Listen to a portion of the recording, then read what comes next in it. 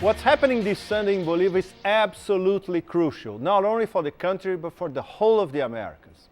Cómo dividir Bolivia y ningún boliviano o boliviana pues está de acuerdo con la división. Siempre habrán esta clase de acciones de familias que desorienten al pueblo boliviano, desinformen al mundo entero. The ruling oligarch in Santa Cruz, in the eastern lowlands of Bolivia, has called for a referendum. This is for what they say more autonomy in relation to the capital La Paz. In fact, this is the first step towards splitting up the country. The National Electoral Court declared that the referendum is illegal. But imagine if this was in China. But the government of Evo Morales has been very, very measured. Anyway, make no mistake, this is a right-wing counter-revolution against Evo.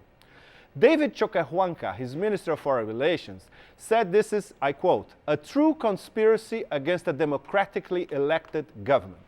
And look at what Evo himself has said about that.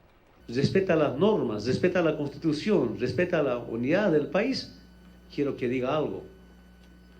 O finalmente que diga, si quiere perjudicar a Evo Morales, quiere perjudicar a Bolivia, quiere dividir Bolivia, que diga también de frente. Pero es más importante ser sincero y no ocultar. Respetaremos una posición de un gobierno, como de Estados Unidos. Pero quiero que sepan, hermanos, hermanas, de Venezuela, de Cuba, de Nicaragua y de Latinoamérica, hasta ahora nada del embajador de Estados Unidos. A meeting of ALBA, the Bolivarian alternative to the Americas, composed of Venezuela, Bolivia, Cuba, Nicaragua, and the Dominican Republic, they have denounced, and I quote again, destabilization plans and a separatist attempt. The Organization of American States, the OAS, sits in Washington, proposed a mediation.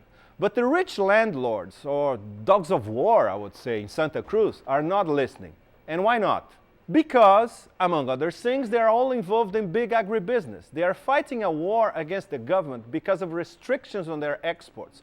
And after all, the Bolivian government needed to alleviate a food crisis provoked by who? The same agribusinesses. The army, at least for now, is behind Evo and national unity, and so are his big South American neighbors, Brazil, Argentina, and Venezuela.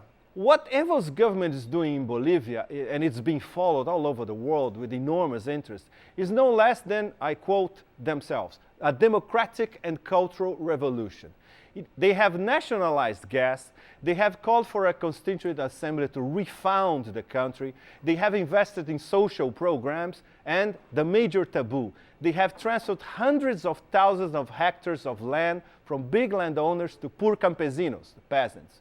No wonder the elite in Bolivia wants to bring this government down. And yes, this is a war of whites against Indians, a war of rich against the poor. And it's also part of a huge, ambitious Plan B. Break up Bolivia and have a gas-rich, independent state in the eastern part of the country. A dagger in the heart of South American integration. Now guess who the Bush administration, the State Department, and the CIA is supporting?